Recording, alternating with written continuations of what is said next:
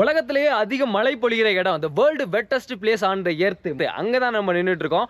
அதிக மழை பொழிகிற இடம், அந்த சைன் போர்டை காட்டுறதுக்காண்டி தான் நான் உங்களுக்கு இங்கே வந்தேன். இந்த சைன் போர்டை காட்டிட்டு வாங்க நிறைய விஷயத்த சொல்கிறேன். ஒரு வருஷத்துக்கு மட்டுமே இந்த இடத்துல 11,400 mm வந்து மழை அடிச்சு பிரிக்குமா, அதாவது கின்னஸ் புக்கில் கூட இது இடம்பிட்டு இருக்கு. இன்னொரு விஷயம் என்னன்னா, இங்கே வந்து ஆலங்கட்டி மழை பெய்யும் அப்படிங்கிறாங்க. நிறைய இடத்துல வந்து பார்த்தீங்கன்னு வச்சுங்களேன், இவங்களோட அந்த ஓடுகள் போட்டிருக்காங்கல்ல, அது தகர சீட்டு போட்டிருக்காங்கல்ல, அதில் வந்து ஆலங்கட்டி மழை வந்து அடிச்சு அந்த ஓட்டையே வந்து பார்த்தீங்கன்னா உடைக்கிற அளவுக்கு இந்த இடத்துல மழை பெய்யும் அப்படிங்கிறாங்க. இந்த கிராமம் பண்ண ஹையஸ்ட் ரெக்கார்டு என்ன தெரியுமா? 2022 மட்டும் ஒரு நாளைக்கு, அதாவது 24 மணி நேரத்துக்குள்ள 3 மீட்டருக்கு மேல வந்து இந்த இடத்துல மழை பெஞ்சிருக்கு. அதாவது அது ஏதோ கூட கம்பேர் பண்றாங்க அப்படின்னா, டெல்லியில வந்து ஒரு வருஷத்துக்கு பெய்யக்கூடிய மழை இந்த மோசி கிராமல மட்டும் ஒரு நாளைக்குள்ள பெஞ்சிருக்கு. உலகத்திலேயே அதிக மழை பொழிகிற இடம் சொல்றாங்களே, எதுக்காக இந்த இடத்துல இவ்வளோ மழை பெய்யுது, அதுக்கான ரீசன் என்ன அப்படின்னு சொல்லிட்டு நாங்க தேடி பார்க்கும்போது எங்களுக்கு வந்து பாத்தீங்கன்னா ஒரு விஷயம் தெரிய வந்தது. அதாவது பே ஆஃப் பெங்கால் வழியா அந்த பருவக்காற்று வரும்போது இதுக்கு நேரா இருக்கிறது வந்து பாத்தீங்கன்னா பங்களாதேஷ் இருக்கு. பங்களாதேஷ் வந்து பாத்தீங்கன்னா ஒரு சமமான ஒரு நிலப்பரப்பு கொண்ட ஒரு நாடு.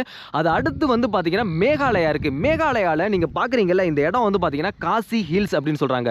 இந்த காசி ஹில்ஸ்ல வந்து அந்த பருவக்காற்று மோதி இங்க வந்து பாத்தீங்கன்னா மேகம் வந்து பாத்தீங்கன்னா ஏற்பட்டு இந்த இடத்துல அதிகமான மழைப்பொழிவு ஏற்படுறதுக்கான காரணம் இதுதான் அப்படின்னு சொல்றாங்க. இப்போ நம்ம போயிட்டு இங்க இருந்து சின்ன சின்ன வீடுகள்லாம் இருக்கு, அந்த வீடுகளை பார்ப்போம். நான் சொன்னல, இங்க உள்ள வீடுகள்லாம் மோஸ்ட்லி வந்து பாத்தீங்கன்னா தகரம் போட்டிருக்காங்க மேல. அந்த தகரத்தை உடைச்சிக்கிட்டு தான் அந்த ஆலங்கட்டி மழை பெய்ய உள்ள உழுவும் அப்படின்னு சொல்லுவாங்க.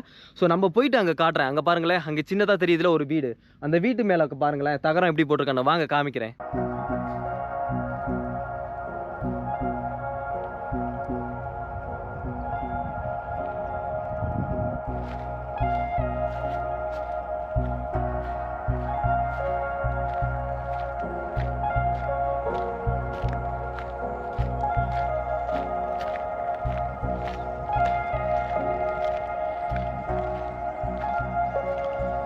இந்த மாதிரி தகரத்தை தாங்க சொன்னேன். இதில் தான் வந்து அந்த ஆலங்கட்டி மழை விழுந்து உடையுது அப்படின்னு சொன்னாங்க. நான் வந்து முன்னாடியே சொல்லியிருந்தேன்ல, காசி, காரோ, ஜெயந்தியா பழங்குடி மக்களுக்கு தனித்தனியாக வந்து பார்த்தீங்கன்னா மொழி இருக்குது அப்படின்னு சொல்லிட்டு. இந்த சைன் போர்டில் வந்து பாருங்களேன், இவங்களோட எழுதியிருக்க மொழியை பாருங்களேன். இவங்களுக்கு தனித்தனியாக வந்து பார்த்தீங்கன்னா மொழி வடிவம் கிடையாது, எழுத்து வடிவம் கிடையாதுன்னு நினைக்கிறேன். இப்போ தமிழில் வந்து பார்த்தீங்கன்னா தமிழுக்கு எழுத்து வடிவம் இருக்குது, தெலுங்குக்கு வந்து பார்த்தீங்கன்னா எழுத்து வடிவம் இருக்குது, மலையாளத்துக்கு எழுத்து வடிவம் இருக்குது, ஹிந்திக்கு எழுத்து வடிவம் இருக்குது. அதே மாதிரி இவங்களோட லாங்குவேஜுக்கு வந்து பார்த்தீங்கன்னா எழுத்து வடிவம் கிடையாதுன்னு நினைக்கிறேன். பாருங்களேன், PYINGSCH IAKAAUIUID அந்த மாதிரி நிறைய வந்து பாருங்களேன். இந்த மாதிரி தான் அவங்க வந்து எழுதியிருக்காங்க. நிறைய இடத்துல இந்த மாதிரி பார்க்கலாம். எங்கேயுமே வந்து பார்த்தீங்கன்னா இவங்களோட ஓன் அந்த எழுத்து வடிவம் வந்து இல்லைன்னு நினைக்கிறேன். எக்ஸாம்லாம் வந்து எப்படி எழுதுவாங்க, இப்போ வந்து எக்ஸாம் எழுதும் போதும் வந்து இதே மாதிரி தான் எழுதுவாங்களா அப்படின்னு சொல்லிட்டு ஒரு டவுட்டு. ஸோ இந்த டவுட்டை வந்து வேறு யாராவது லோக்கல் பீப்புள் வந்தாங்க அப்படின்னு சொன்னால் கிளியர் பண்ணுவோம். நாங்கள் பேசுகிற மொழி இவங்களுக்கு புரிய மாட்டேங்குது, இவங்க பேசுகிற மொழி எங்களுக்கு புரிய மாட்டேங்குது. மோஸ்ட்லி இங்கே யாரும் ஹிந்தி தெரிஞ்சவங்க வந்து யாருமே கிடையாது, ஒரு சில பேர் இருக்காங்க. அதுவும் அங்கங்கே நாங்கள் சாப்பிட போனோம்ல, அங்கங்கே பார்த்தோம். இங்கே வீடுகள்லாம் இருக்குல்ல, குட்டி குட்டி வீடுகளா, சின்ன சின்னதாக தகரம் போட்டது, அங்கெல்லாம் போயிட்டு மக்கள் இருக்காங்க. பேசணும், அவங்களுக்கு எதுவுமே புரியலை. திரும்பி நாங்கள் பார்த்துங்க ரிட்டன் வந்துட்டோம்.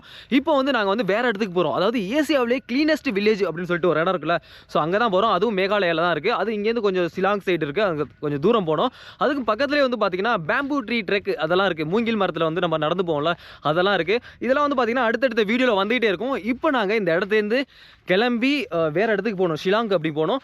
மோஸ்ட்லி வந்து பார்த்தீங்கன்னு வச்சுங்களேன், பஸ் எங்களுக்கு கிடைக்கிறது கஷ்டம். ஏன்னா அங்கேயும் வந்து பார்த்தீங்கன்னா பஸ் 7 மணிக்கு அதுக்கப்புறம் கிடைக்காது.